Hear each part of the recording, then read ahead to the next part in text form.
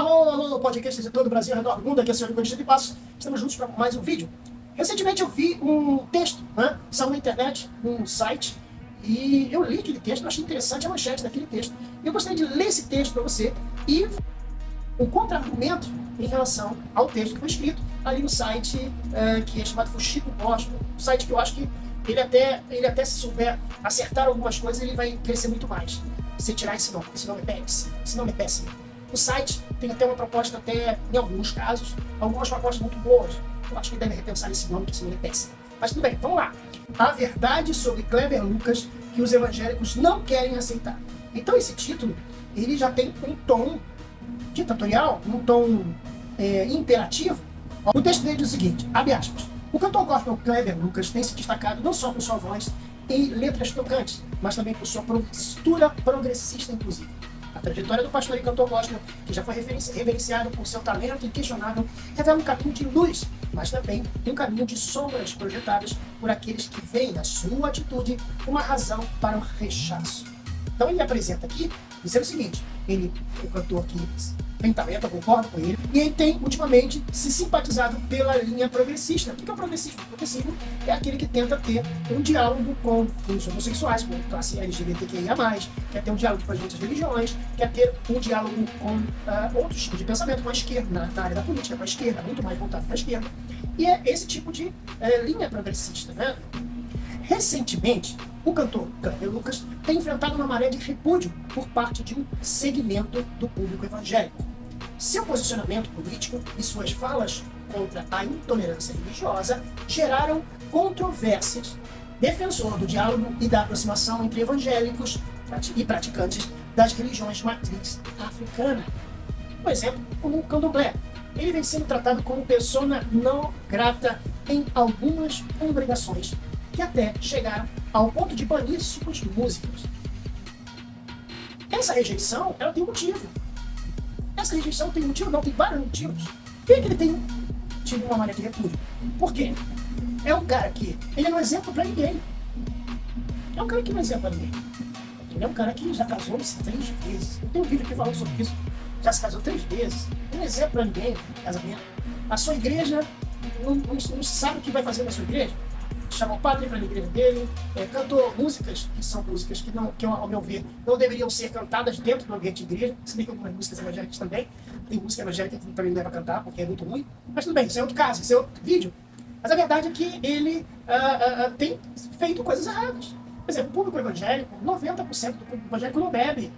Não bebe bebida alcoólica. A Bíblia diz, ai daquele que vier o escândalo. E ele tem trazido escândalo quando ele pega e se deixa ser filmado uma festa com uma taça de vinho.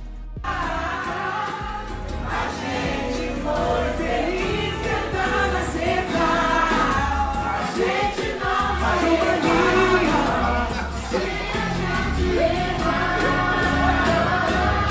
Fala abertamente, depois eu vi ele falando ali no programa lá da GNT, eu acho, no show, uma coisa assim. Eu bebo vinho desde que eu cheguei na igreja. Já bebemos um vinho junto, Já inclusive. bebemos vários vinhos juntos. Vinho é Você sagrado. tomou um, eu tomei vários. Exatamente. Acontece na Soul hoje. Ontem eu recebi um vinho maravilhoso de um pessoal que foi pra Argentina e trouxe pra mim. Então, isso é a minha vida. Não fui flagrado. Meu filho me viu feliz da vida numa festa na minha casa. Minha filha estava lá, meu filho estava lá. Seus amigos. Meus amigos. Todo mundo feliz. E o meu filho filmou, olha meu pai, olha o orgulho que eu tenho no meu pai. Demais. Só que aquilo que era motivo de alegria para nossa família, para muita gente, para outros se tornou motivo de escândalo, né? Porque como é que um homem de Deus, que diz que é homem de Deus, um pastor bebe? Eu conheço muitos que bebem, inclusive cantores e pastores que bebem na minha casa. Claro. Mochando dos evangélicos, dos cristãos genuínos e verdadeiros, no podcast, porque estava querendo agradar Caetano Veloso, né? Rindo dos evangélicos, dizendo... Então, eu tenho um hino que fala o seguinte: alvo mais que a neve. Se você aceitar Jesus, você vai ficar branco como a neve. Isso é cantado por brancos e negros com lágrimas, porque tem uma melodia lindíssima. No final da Santa Ceia. No final da Santa Ceia, você toma a Santa Ceia, Eucaristia, e canta Alvo mais que a neve. Porque tem uma melodia, porque o discurso às vezes, nefasto, um discurso de dominação, ele está embalado, ele tem uma entrega muito boa, de uma melodia linda, de uma memória familiar, de uma memória comunitária, todo mundo cantando, de olhos fechados, mãos levantadas, ou ajoelhados, ou um coro cantando. Alvo mascarado, branco como a neve, porque o sangue de Jesus me torna branco. As ideias de embranquecimento estão lá no hino. Então, há um distanciamento, há um caminho a ser percorrido, porque essa teologia, uma teologia preta, está chegando no Brasil agora. Não é porque ele é bonzinho, porque ele está sendo perseguido, coitado do Kleber Lucas, está sendo perseguido pelos evangélicos. Não, ele aprontou, ele fez muita coisa de que não deveria fazer. Aí você pode dizer, mas muito pastor, muitas pessoas estão fazendo coisa errada. Eu não estou nem aí para eles, estão errados também. Um erro não justifica o outro. Então, esse repúdio no segmento evangélico tem um motivo. Na área social, a igreja pode ter um diálogo na área social. Agora, não tem condições de dialogar num terreiro, não tem condições de dialogar com as doutrinas da Umbanda do Candomblé. O Kleber Lucas não somente teve uma relação com o pessoal do Candomblé, como ele foi participar de uma cerimônia dentro do terreiro.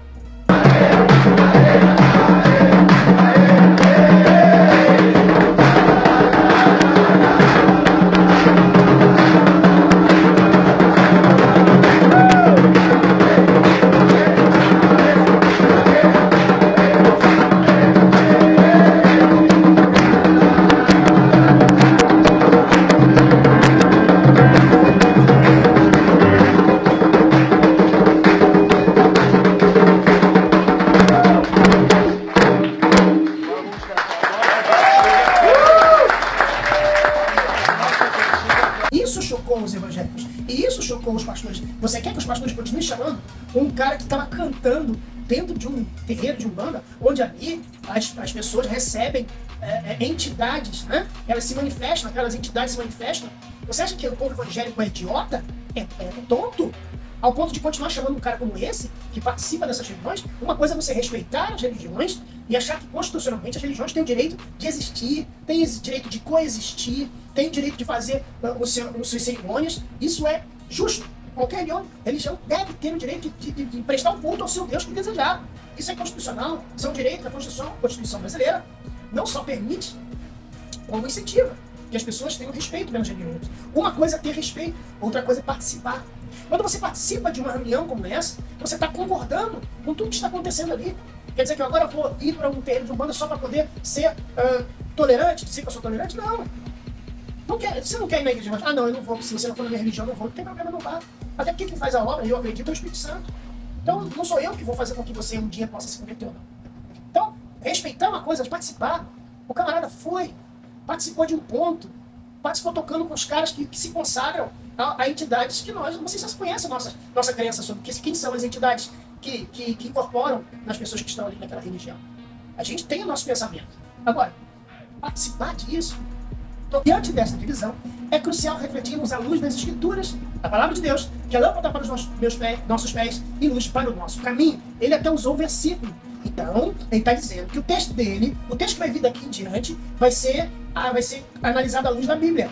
Tudo bem, vamos então ver o que ele vai dizer e vai embasar o texto na luz da Bíblia? Vamos lá. Continuemos. Abrindo aspas, continuando o texto. A Bíblia não é um manual de exclusão, mas sim de inclusão. Não, meu irmão. A Bíblia é um livro de exclusão. E eu vou ler três versículos aqui.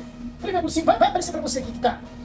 Ele diz que a Bíblia não é um livro de exclusão, de sim de inclusão. É verdade que a Bíblia é um livro de inclusão, mas ela é também um livro de exclusão. Olha só. Apocalipse, capítulo 22, versículo 15.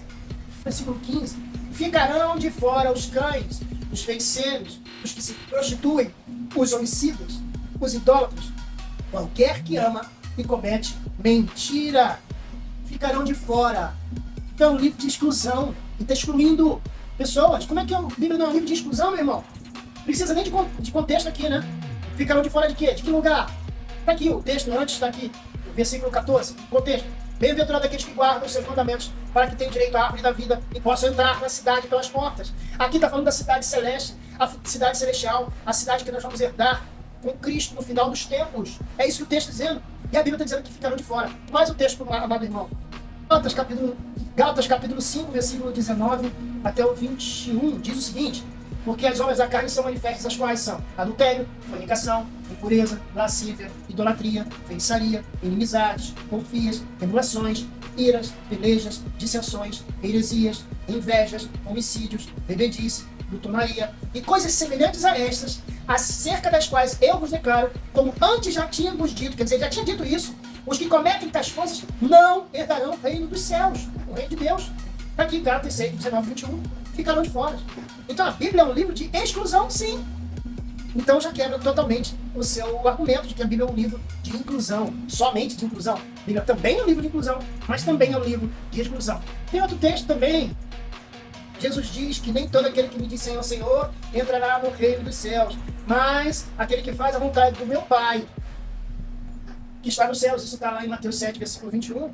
Então, nem todo aquele que está na religiosidade, até na religião evangélica, até no meio evangélico, nem todo aquele que diz Senhor, Senhor, entrará no reino. Então, a Bíblia é um livro de exclusão. Então, esses 3 versículos tá bom. Poderia ficar aqui, não vale versículo, tem muito mais versículo falando sobre exclusão, né? Então, esse argumento já cai. Aí ele deu um texto de Gálatas 3, 28, que diz: não há judeu, nem grego, não há escravo, nem livre, não há homem, nem mulher, pois todos são um em Cristo Jesus. Irmão, esse argumento chega a ser infantil. Quer dizer que você não é um em Cristo com uma pessoa que é de religião, que adora outro Deus que não é o seu? Não, não. Esse texto foi escrito para a igreja. Mas diz que todos são um em Cristo, está falando para a igreja. O livro foi escrito para a igreja da Galácia. Paulo, apóstolo, não da parte dos homens, nem por homem algum, mas por Jesus Cristo, por Deus Pai que ressuscitou dos mortos. E todos os irmãos que estão comigo, as igrejas da Galácia. Paulo escreveu esse texto para a igreja, para crente, para aquele que recebe Jesus como seu Salvador, para aquele que reconhece Jesus como seu Salvador. Então, meu irmão, dizer para mim que esse texto se refere a toda a humanidade, não. Esse texto se refere somente à igreja. Ao abrir o seu coração para o diálogo com diferentes crenças, Kleber Lucas pratica o amor incondicional vivido por Jesus, que conversou com a samaritana junto ao poço. Está lá o texto de João 4. Com isso, pelo que o texto diz, rompendo barreiras sociais e religiosas do seu tempo. Irmão, Jesus quando conversou com a mulher samaritana teve um encontro com ele, teve uma mudança de vida. A Bíblia diz que ela saiu de lá anunciando que conhecia o Messias. E muitos creram por causa da mensagem dele. Eles diziam à mulher: agora não é mais por causa do que você disse que nós cremos, mas porque nós mesmos ouvimos ele falar e sabemos que ele é de fato o Salvador do mundo. Então o encontro que Jesus teve com a mulher samaritana gerou salvação, gerou uma nova igreja ali em Samaria, provavelmente. Porque Jesus ficou 2 dias ainda com eles lá. Em 2 dias, quantas coisas que Jesus pode ter ensinado aquele povo ali de Samaria, hein, gente? Então, veja bem, quando você tem diálogo com uma pessoa, como um servo de Deus, como um crente em Cristo Jesus, o resultado não pode ser outro senão salvação e mudança de atitude. Não tem como ter diálogo religioso com esse pessoal, porque a gente crê em Jesus, eles não creem em Jesus, eles creem em Yeshua. Então, diálogo religioso não tem como. Quer ter um diálogo? Vamos fazer um debate? Vamos fazer um debate. Então você vem com a sua religiosidade, eu vou vir com a minha e a gente vai fazer um debate. Mas ninguém quer. Ninguém quer vir fazer um debate sobre isso. Né? Vamos seguir aqui. O texto continua dizendo: alguns crentes, apegados a uma visão mais restrita, criticam o pastor pelas suas alianças com figuras de outras religiões diferentes, espectros políticos. Aspectos políticos. É verdade. É impossível, quase que impossível, um cristão, um genuíno cristão, alguém que conhece a Bíblia, alguém que conhece a verdade da Bíblia, apoiar doutrinas ideais da esquerda.